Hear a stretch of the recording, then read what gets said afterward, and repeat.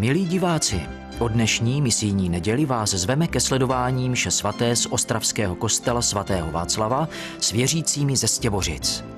Tato obec leží jen pár kilometrů západně od centra zemského města Opavy. První písemná zmínka o ní pochází z roku 1220, kdy Velehradský klášter a cisterciácký řád vlastnil ve Slezsku mnoho obcí, včetně Stěbořic. Jejich současnou dominantou je vedle empírového zámku barokní římskokatolický kostel Nanebevzetí Panny Marie, který byl přestavěn v roce 1771 do dnešní podoby. V roce 1929 byla v obci založena jednota Orla, která po nuceném přerušení obnovila svoji činnost přesně před 20 lety. Hlavním iniciátorem obnovení jeho činnosti byl páter Martin Neduchal, tehdejší správce stěbořické farnosti. V současné době má Orel Stěbořice 150 členů.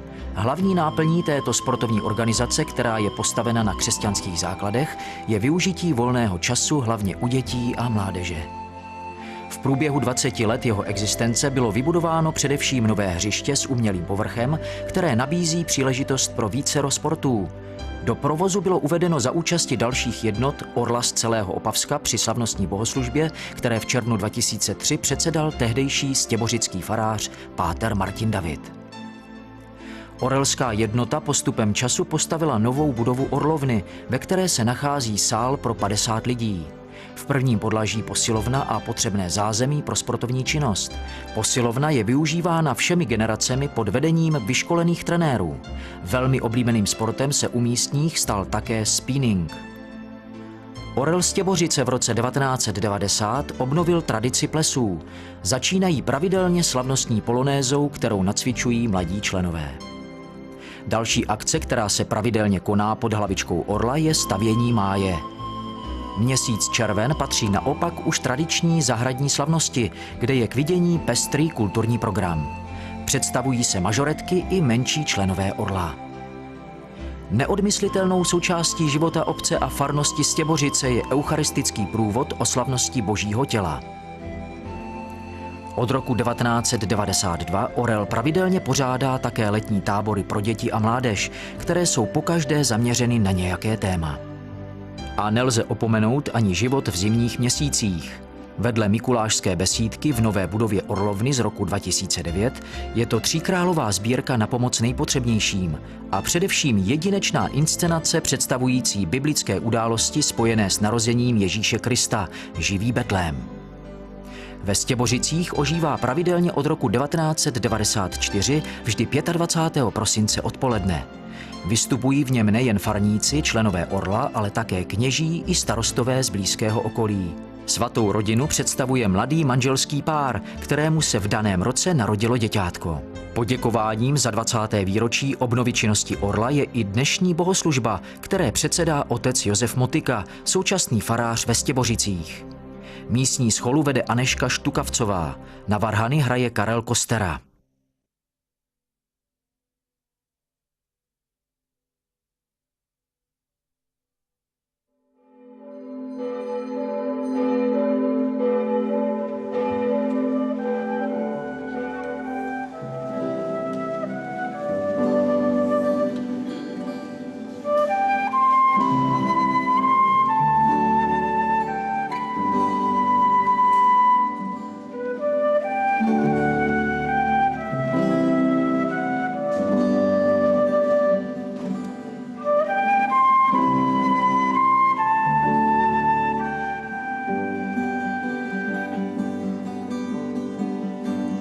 Všechny krále, nad každou moc, nad zákon přírody i lidskou ješitnost, nad světa moudrost, nad krásu stvoření. Byl jsi tu už před počátkem dní.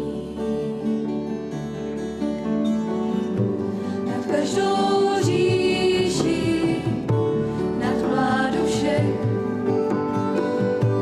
nad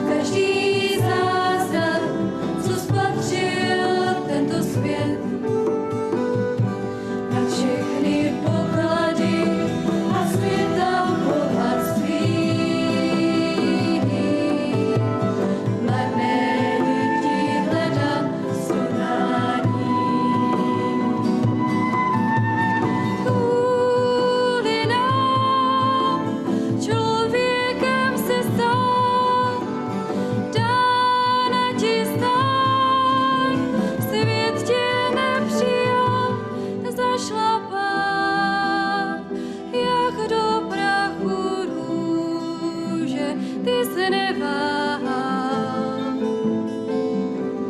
Za můj hřích život dát.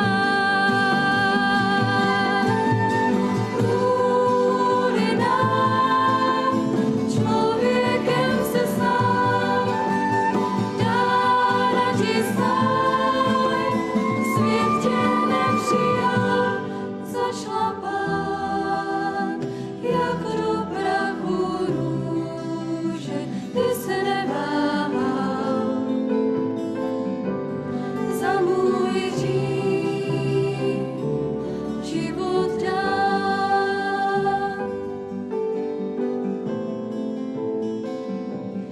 Za můj hřích život dát.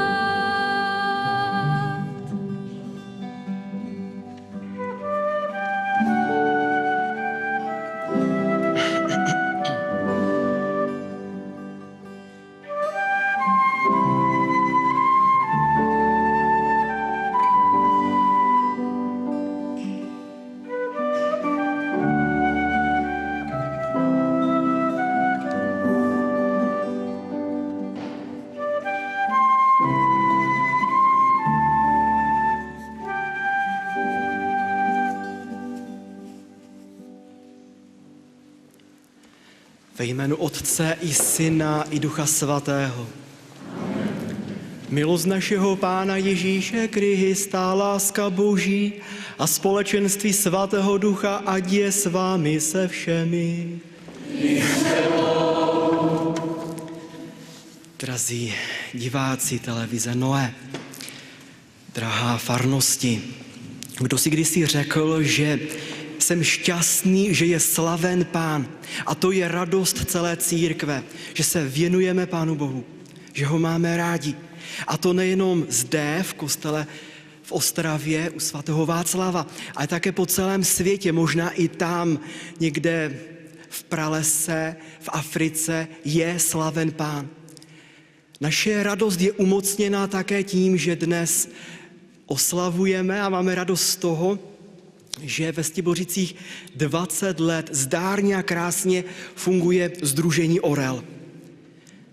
Na začátku této mše svaté také zpytujme svědomí a litujme hříchu.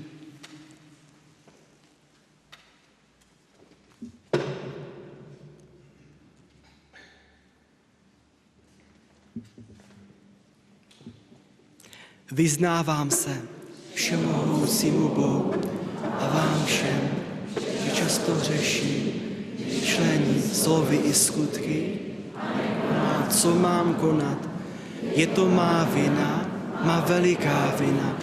Proto prosím Matku Boží, Panu Márii, všechny anděly a svaté, i vás, bratři a sestry, abyste se za mě u Boha přimlouvali.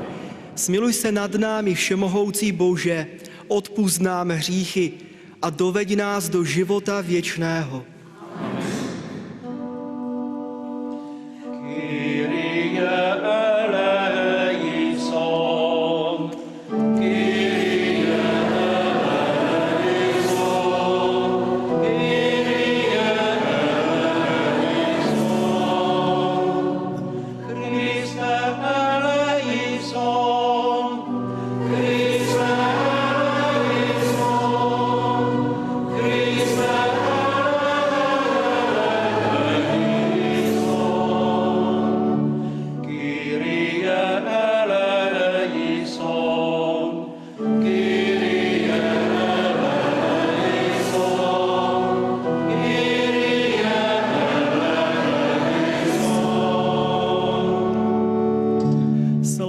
Na výsostech Bohu a na zemi pokoj lidem dobré vůle. Chválíme tě, velebíme tě, kláníme se ti, oslavujeme tě, vzdáváme ti, proto velikou slávu. Pane a Bože nebeský králi, Bože Bože, Otče všemohoucí, Pane jednorozený Synu, Ježíši Kriste, Pane a Bože, beránku Boží, Synu Otce, Ty, který snímáš hříchy světa, smiluj se nad námi. Ty, který snímáš hříchy světa, přijmi naše prosby.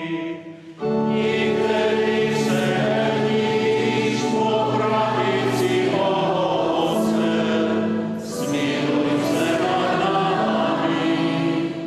Neboť Ty jediný jsi svatý, Ty jediný jsi Pán, Ty jediný jsi svrchovaný, Ježíši Kriste, se svatým Duchem, ve slavě Boha Otce.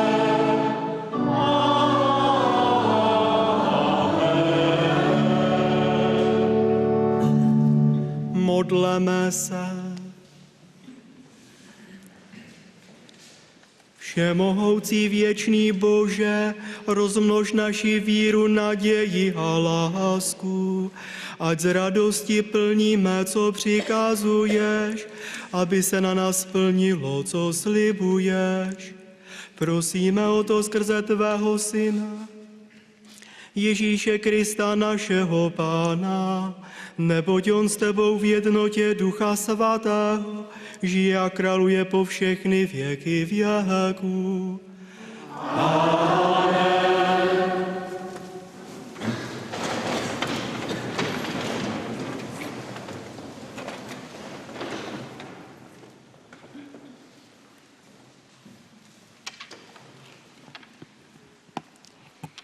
Čtení z knihy Sirachovcovi. Protože Pán je spravedlivý Bůh, nestraní nikomu. Není na straně proti chudákovi a vyslyší modlitbu utištěného. Nepohrdne sirotkovou prosbou ani vdovou, když vylévá svou stížnost. Tíseň utlačeného se skončí, křik ubohého se utiší. Modlitba chudého proniká oblaka a nezastaví se, dokud tam nedojde. Nevzdálí se, dokud nejvyšší nezakročí, nerozsoudí spravedlivě a neobnoví právo. Slyšeli jsme slovo Boží.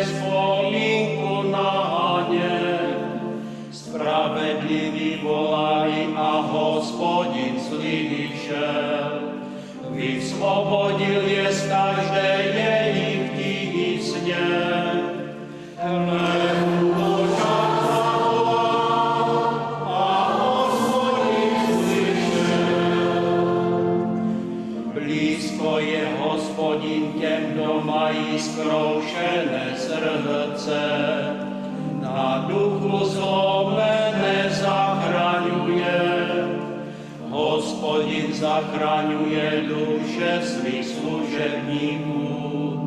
Nebudou píkat, kdo se k němu utíkají.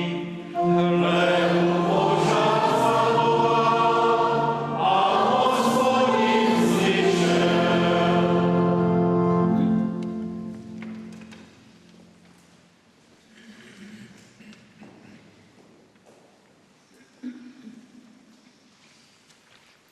Čtení z druhého listu svatého apoštola Pavla Timotejovi. Milovaný, já už mám prolit v oběť svou krev. Chvíle, kdy mám odejít, je tady. Dobrý boj jsem bojoval, svůj běh jsem skončil, víru jsem uchoval. Teď mě už jen čeká věnec spravedlnosti, který mi v onen den předá Pán, spravedlivý soudce. A nejen mě, stejně tak i všem, kdo s láskou čekají na jeho příchod. Při mé první obhajobě nikdo se mě nezastal. Všichni mě opustili. Kéž je jim to odpuštěno. Avšak Pán stál při mně a dal mi sílu, abych plně hlásal evangelium a aby ho slyšeli lidé ze všech národů. A tak jsem byl vysvobozen ze lví tlamy. Pán mě vysvobodí ode všeho zlého a zachrání pro své nebeské království. Jemu buď sláva na věčné věky. Amen. Slyšeli jsme slovo Boží.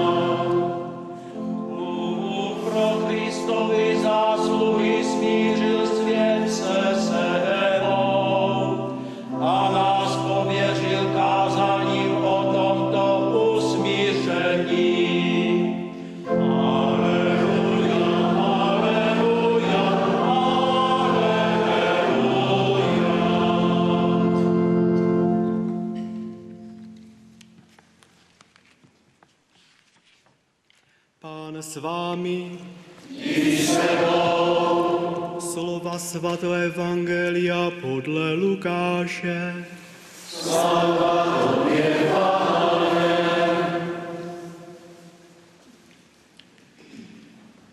Některým lidem, kteří si na sobě zakládali, že jsou spravedliví a ostatními pohrdali, řekl Ježíš toto podobenství. 2 lidé šli do chrámu, aby se modlili. Jeden byl farizeus a druhý celník. Farizeus se postavil a modlil se v duchu takto. Bože, děkuji ti, že nejsem jako ostatní lidé, lupiči, podvodníci, cizoložníci, nebo i jako tamhle ten celník. Postím se 2krát za týden, odvádím 10 ze všech svých příjmů.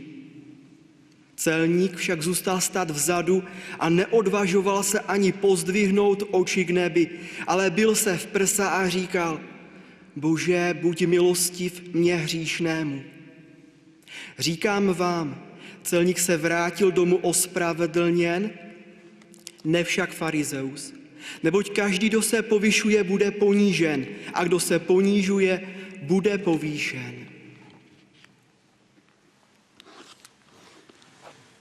Slyšeli jsme slovo Boží.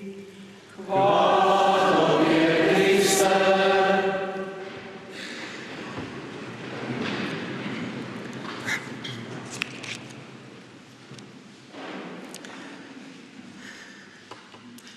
Drazí přátelé, zaujal mě tento misijní příběh z Turkmenistánu. Tato muslimská země s tvrdou diktaturou se v žebříčku hodnot stále ještě dnes hledá. Kdybych měl popsat celou tu situaci misijní, nejtěžší je to na venkově, celý venkov je zatížen drogama, je závislý, Před 3 lety přišla jedna žena k misijní skupince ze Slovenska a prozradila této misijní skupince, že čeká dítě a neví, co má dělat. Byla pár měsíců po zákeřné žloutence, tělo zničené, výsledky zlé a prosila o pomoc a zvláště o pomoc, když měla vyjednávat s lékaři o osudu svého života. Neměla šanci ona a nemělo šanci ani to její dítě. To bylo konstatování lékařů. Žena úžasně reagovala. Raději zemřu já, ale život ze sebe nedám.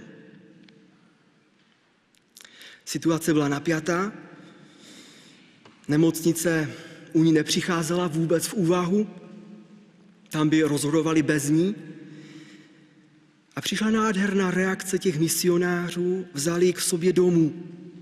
Sehnal se potřebný lékař a říká tato misijní skupinka, že bylo hezké, velmi krásné, jak v jedné místnosti se připravovali katechumeni na svůj křest, modlili se, mysleli i na tuto ženu, na tuto maminku. A v druhé místnosti se bojovalo o život. Dítě se narodilo zdravé, krásné, holčička, a malá hrdinka dnes je v kruhu těch misionářů, září svým takovým krásným optimismem, radostí, dětskou prostotou. Statečná žena, že? Přímo z ní tryskala chuť k životu.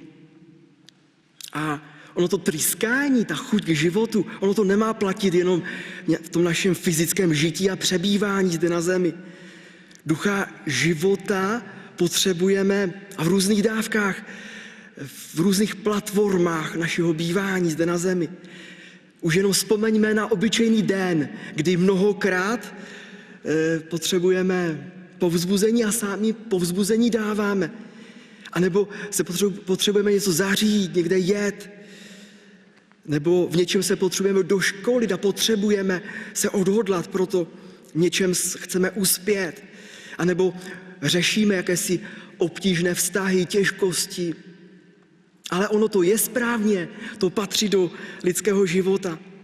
Všimněme si, jak v dějinách sám Bůh oplývá, trýská životem kolem sebe, dává vzniknout tolika různým věcem, dává vzniknout člověku, tvoří člověka, stvořil ho, tak trochu pro odlehčení a trochu pro zasmání, takové jednoduché úvaze. Víte, jak se dostal do světa hřích? Z lenivostí hada pokušitele. Než by měl had vyburcovat toho spokojeného v ráji, šťastného Adama k jakémusi výkonu, k jakési chlapské úvaze nebo k diskuzi, to by ještě musel stovky hodin se naplazit ke stromu poznání, aby se mu to podařilo. A možná by už potom i běhali dávno po ráji potomci Adama. U ženy to měl velmi jednoduché. Cože, Bůh vám zakázal jíst? Cože, fakt, opravdu? To nemyslíš vážně? Stačila malá pomluva Boha a kam to ta žena dotáhla? Vzpomeňme dál v tom našem přemýšlení dějinném, jak Bůh se nádherně staral o Izraelity. Chce, aby Izrael byl svobodný, aby byl krásný, dává mu zákony. Má je rád, musíme říci. A zároveň je tady druhá stránka věci, žádá po Izraeli víru. A velmi jasně tu víru žádá. Když se podíváme do Nového zákona v Ježíši Kristu, to je přímo výbuch života, uzdravování, eucharistie, vzkříšení, Duch svatý. To je tolik impulzů života, že se nám z toho může až zatočit hlava. A když podíváme se na toto dnešní evangelium, které jsme četli, Pán dává nám za vzor toho celníka. On odešel ospravedlněn, protože on dokázal odpovídat na Boží volání, dokázal v sobě vycítit Ducha Svatého, chtěl se obrátit a v takovém srdci Bůh může udělat divy. V takovém srdci Bůh může zářit a může působit. Jak má Bůh působit v tom srdci farizea, který sedí v lavici sám se sebou absolutně spokojený, mu nic nechybí, mu nechybí ani Pán Bůh v té lavici. Víte, co je zvláštní? Jsem potkal nějakého učitele, profesionálního pedagoga, který je školený mnoha školama a vůbec toho člověka, on taky učil náboženství, vůbec ho nenapadlo všechny ty pomůcky, metody a zkušenosti, které on sám nazbíral, jak využít v hodinách náboženství při předávání živé víry. Ho to vůbec nenapadlo. A člověk nad tím přemýšlí, proč? Tak o čem on mluvil v tom náboženství? O mrtvém Bohu? Nebo k tomu někdo donutil, aby mluvil o Bohu? Nebo jak to dělal? Bez šťávy, bez lásky, bez naděje. Jak kdybych hrál ve Stěbořicích fotbal, derby, to se mně nemůže stát, já vím, ale představte si, že u toho hřiště já bych třeba měl jít do útoku a začnu najednou spekulovat o tom, jako když už ta příležitost přijde a míč mám pod nohama, tak najednou prostě začnu spekulovat, co já tedy vlastně dělám. Teď já jsem svobodný, já se můžu rozhodnout pro jakoukoliv stranu, já můžu běžet kam chci, jo, a začnu prostě ostatní přesvědčovat, že já jsem vlastně ten dokonalý, spravedlivý, moudrý na to.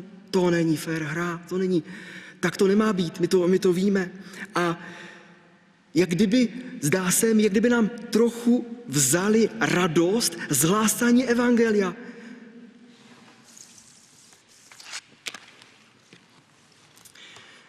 Chci si také všimnout dneska i vás, drazí nemocní a vy, kteří přebýváte doma a jste třeba zatížení věkem, protože vaše srdce hodně potřebujeme a potřebuje církev a potřebuje Pán Bůh v misích světa.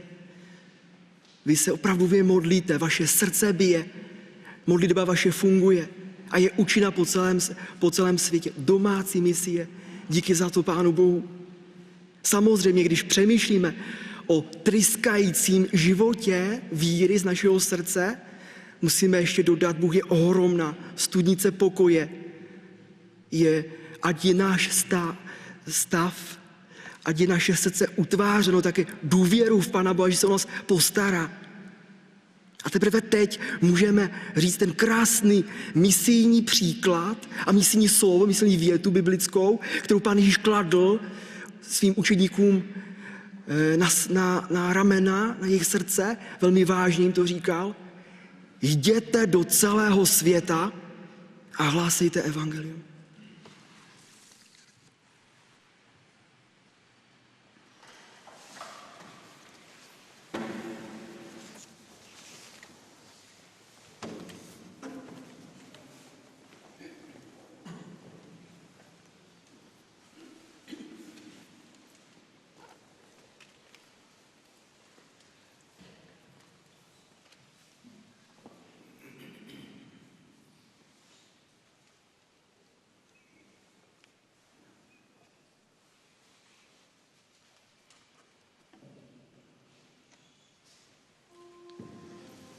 Věřím v jednoho Boha, Otce všemohoucího, stvořitele nebe i země, všeho viditelného i neviditelného.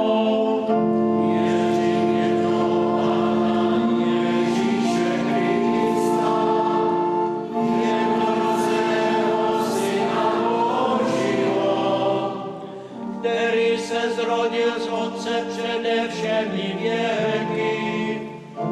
Z Boha světlo ze světla, pravý duch svatého Boha, zrozený, nestvořený, jedné podstaty s Otcem, skrze něho všechno je stvořeno. On pro nás lidí a pro naši spásu sestoupil skrze Ducha Svatého přijal tělo z Marie Panny a stal se člověkem. Je za nás ukřižován, za dobu Poncia Pilata byl umučen a pohřben. Třetího dne vstal z mrtvých podle písma, vstoupil do nebe, sedí po pravici Otce a znovu přijde ve slávě soudit živé i mrtvé a jeho království bude bez konce. Věřím v Ducha Svatého, Pána dárce života, který z Otce i Syna vychází. S Otcem i Synem je zároveň uctíván a oslavován a mluvil ústy proroků. Věřím v jednu svatou, všeobecnou apoštolskou církev. Vyznávám jeden křest na odpuštění hříchů. Očekávám vzkříšení mrtvých a život budoucího věku.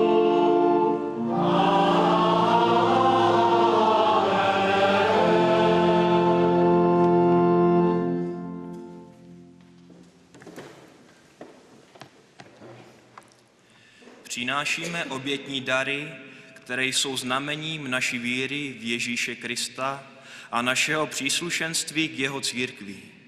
Rovněž jsou poděkováním za vše dobré a potřebné k životu a zároveň jsou novou prosbou o další boží přízeň. Jsou též znamením naší ochoty podávat pomocnou ruku těm, kdo jakkoliv strádají.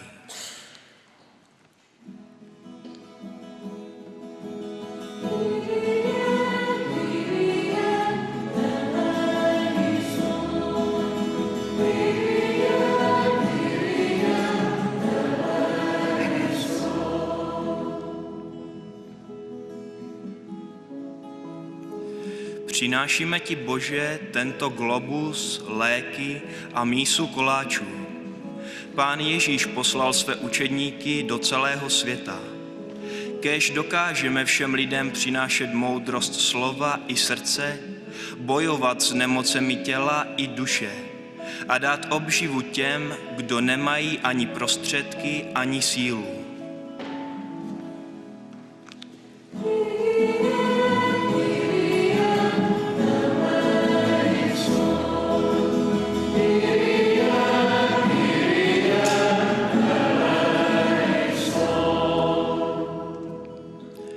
Majoretky jsou dnes plnohodnotným odvětvím sportu i jasným stěbořickým znamením Sdružení Orla.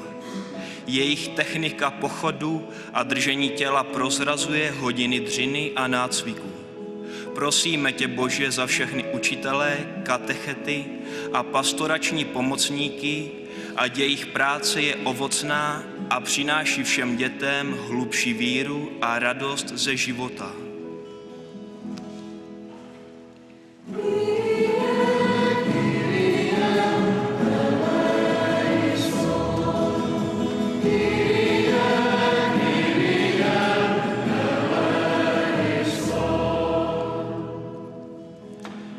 Přinášíme ti, Bože, fotbalový míč a sportovní obuv. Zdravý životní styl se střídáním sportovní činnosti a klidem modliteb je nutný, aby naše mládež vyrostla ve zdravé osobnosti. Dej, ať mladí celého světa touží nejenom po pozemské vítězné cestě, ale také po odměně v Božím království.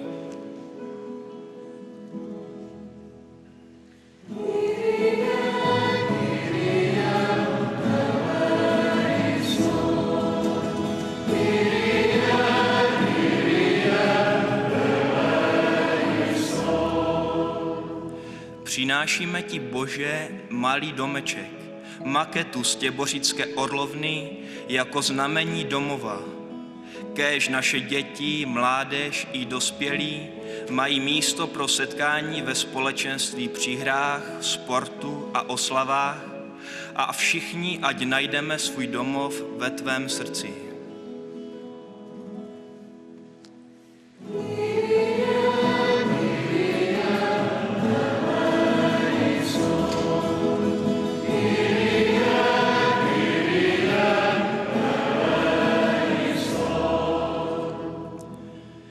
Přinášíme ti, Bože, jesličky jako symbol svaté rodiny. Každoročně si betlémskou událost připomínáme o Vánocích. Kéž Duch Svatý inspiruje naše mladé manželské páry k ideálu hezké, moudré a zbožné rodiny.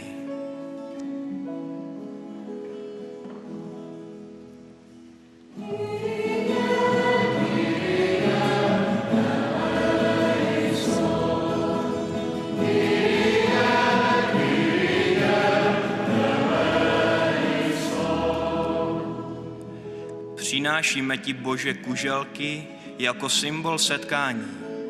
Kéž seniori dnešních dnů se neuzavírají do svých domovů, ale hledají společenství jak mezi sebou, tak ve vztahu k tobě.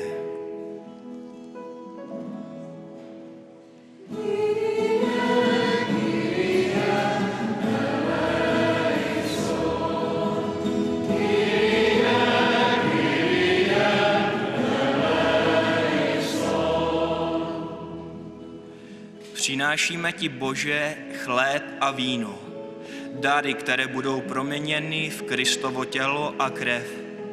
Sytí nás všechny společně k životu věčnému. Je v nich síla, se kterou může člověk překonávat všechny těžkosti a životní problémy. Prosíme tě, ať Eucharistie se nám stane zvláštním pokrmem a posilou putujících.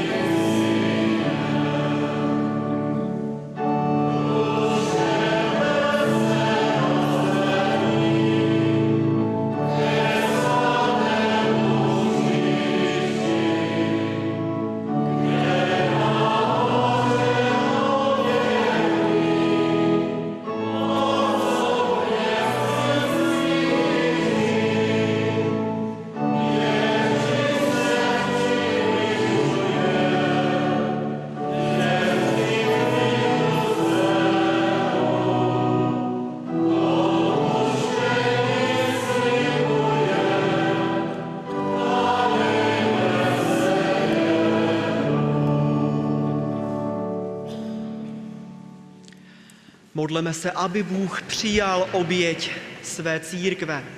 Ať ji přijme k spáse světa. Přijmi, Bože, dary, které klademe na tvůj oltář, pohledni na ně a posvěť je, aby naše služba směřovala ke tvého slavě skrze Krista našeho Pána. Pán s vámi. Vzhůru srdce. Vzdávejme díky Bohu našemu Otci. Je to důstojné a spravedlivé. Vpravdě je důstojné a spravedlivé, dobré a spasitelné. Otče svatý, všemohoucí, věčný Bože, abychom ti vždycky a všude vzdávali díky, neboť ty jsi stvořitel všeho. Celý vesmír má v tobě počátek a ve tvých rukou je všechen čas. Člověka jsi stvořil ke svému obrazu a svěřil mu nesmírno světa, aby vládl nade vším tvorstvem a ve všem tě velebil a oslavoval skrze našeho Pána Ježíše Krista. A proto ti děkujeme a s celým vesmírem a všemi nebeskými zástupy hlásáme tvé veliké skutky a radostně voláme. Svatý, svatý, svatý Pán Bůh zástupů, nebe i země jsou plní tvé slávy. Hosana na výsoste, požehnaný, jenž přichází.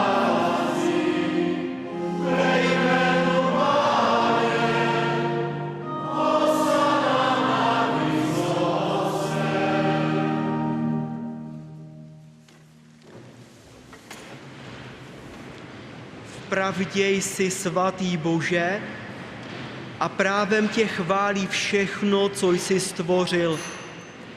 Neboť skrze svého Syna, našeho Pána Ježíše Krista, mocí Ducha Svatého, všemu dáváš život a všechno posvěcuješ a ustavičně si shromažďuješ lid, aby od východu až na západ byla tvému jménu přinášena oběť čistá. Proto tě, Otče, pokorně prosíme, posvěť svým duchem tyto dary, které před tebe klademe, ať se stanou tělem a krví tvého Syna, našeho Pána Ježíše Krista, neboť on sám nám přikázal slavit toto tajemství. V noci, kdy se za nás vydal, vzal při večeři chléb, vzdal ti díky a požehnal, lámal, dával svým učedníkům a řekl: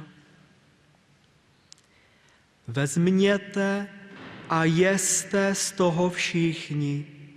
Toto je moje tělo, které se za vás vydává.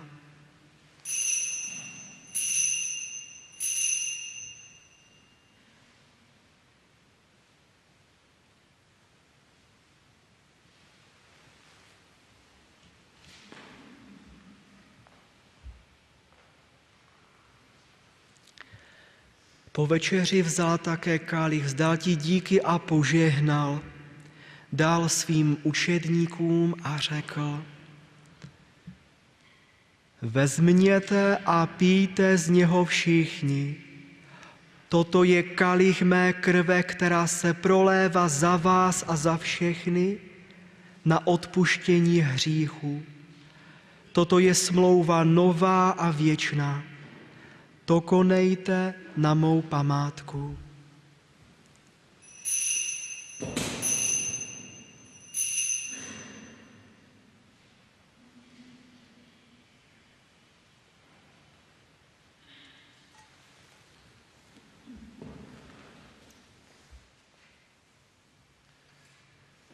Tajemství víry, tvou smrt zvěstujeme, vzkříšení vyznáváme, na tvůj příchod čekáme.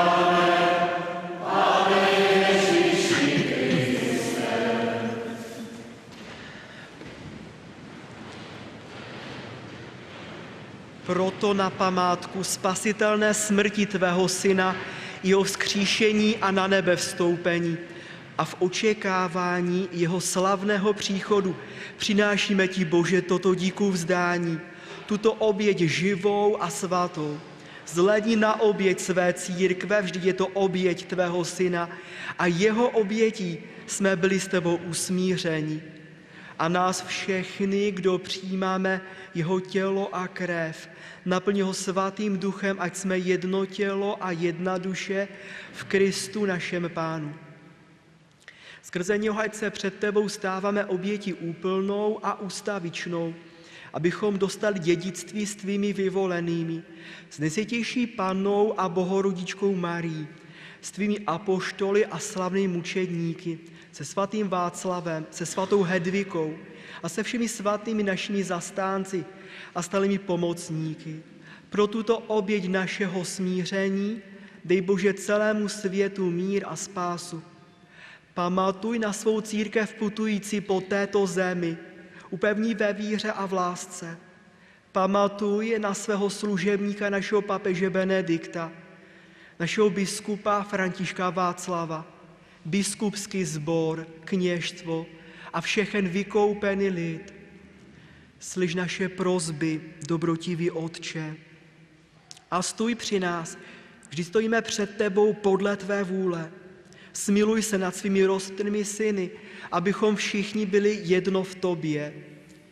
Přivítej ve svém království naše zemřelé bratry a sestry i všechny, kdo z tohoto světa odešli v tvém přátelství.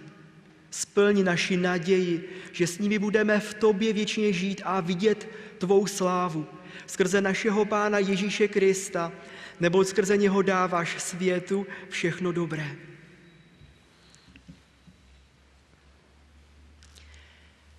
Skrze něho a s ním a v něm je tvoje všechna čest a sláva, Bože Otče všemohoucí, v jednotě Ducha Svatého, po všechny věky věků. Amen. Podle Spasitelova příkazu a podle jeho božského učení odvažujeme se modlit. Otče náš, jen jsi na nebesích, osvěcej jméno tvé, přijď království tvé, buď vůle tvá, jako v nebi, tak i na zemi.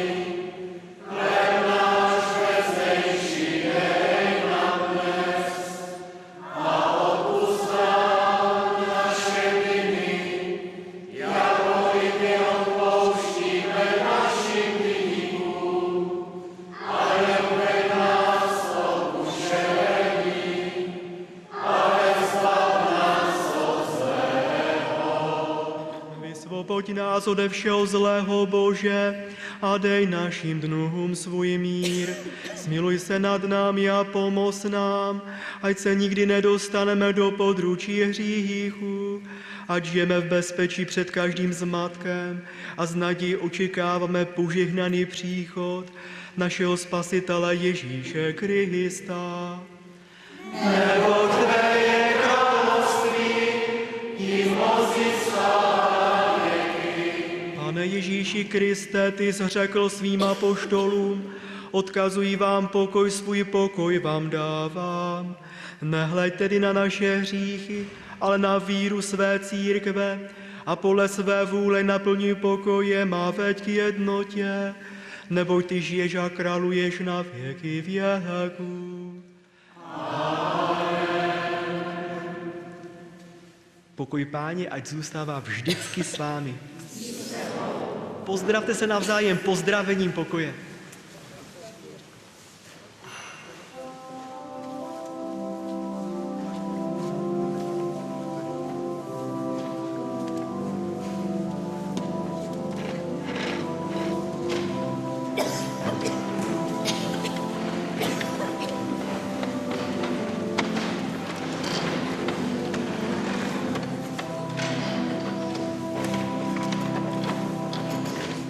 Amen.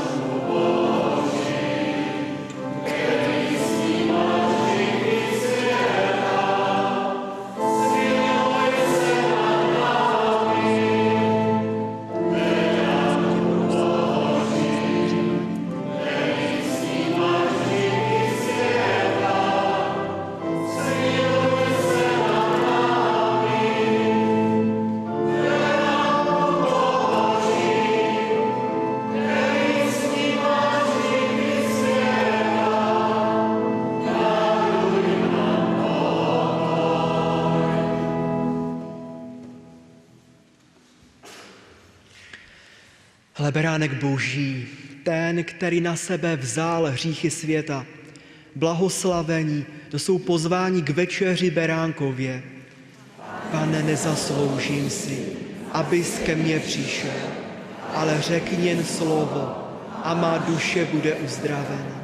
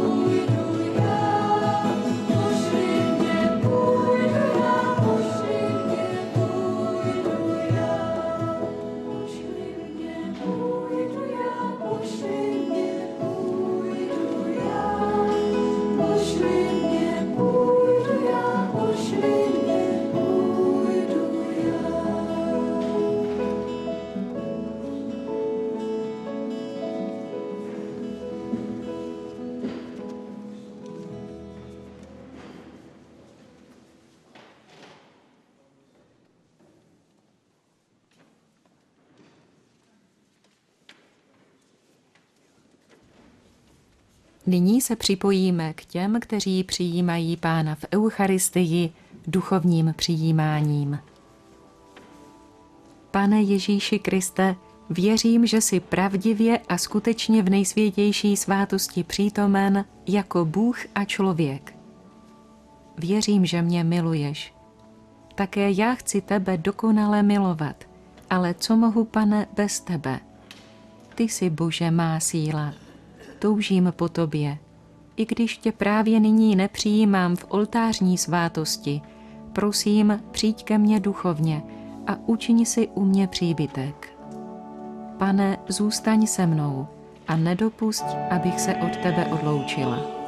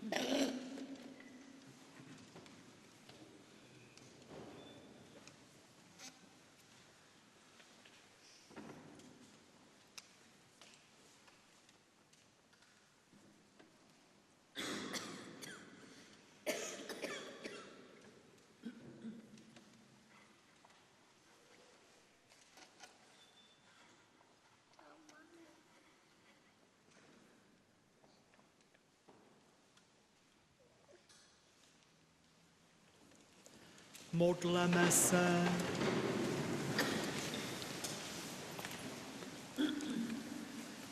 Prosíme tě, Bože, dej, ať v nás tvé svátosti působí milost, kterou obsahují, abychom v plné míře obdrželi to, co konáme svátostným znamením skrze Krista našeho Pána. Amen.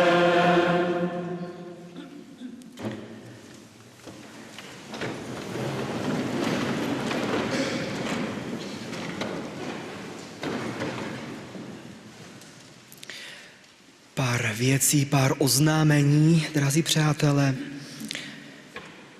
Znovu připomínám, den modliteb za misie je dneska ve čtvrtek. Máme svátek svatého Šimona a Judy apoštolů. V neděli je 31. neděle v liturgickém mezidobí. Ten náš dnešní nedělní stěborský groš, který jsme ve své farnosti vysbírali, půjde na účely misijní. Také jsme v závěru měsíce října a už pomalu se chystáme na prožívání památky všech zemřelých. Opětovná prosba na celou farnost i ostatně i na všechny diváky televize Noe, abychom mohli získat plnomocné odpustky pro naše zemřelé. Prosím vás o čisté srdce obnovené ve svátosti smíření. Je to trocha posvěcující práce pro nás, ale s velkým účinkem pro potřebné v očistci. Zkusme se opřít o záruky církve a zkusme zase vyzískat některým nebe. A tak ještě jedno oznámení biskupství Ostravsko-Opavské zve na národní pouť do Říma ve dnech 7. až 12. listopadu na poděkování svatému otci Benediktu za jeho pastorčí návštěvu v České republice v roce 2009. 6denní autobusový zájezd bude vypraven z Ostravy a vedle účastí na oficiálním programu národní pouti zahrnuje také prohlídku církevních a kulturních památek Říma. A nic mi nezbývá, naše hodinka utekla a přeju vám zase požehnaný, krásný, klidný pracovní týden. Pán s vámi.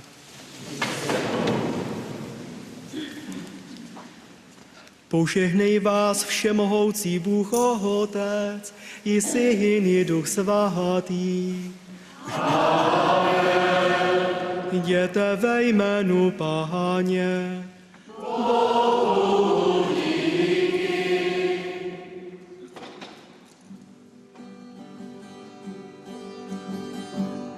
Tvoje jméno vyznávám, rád ti zpívám svoji chválu. Jsem tak vděčný, že tě znám. Jsem tak vděčný,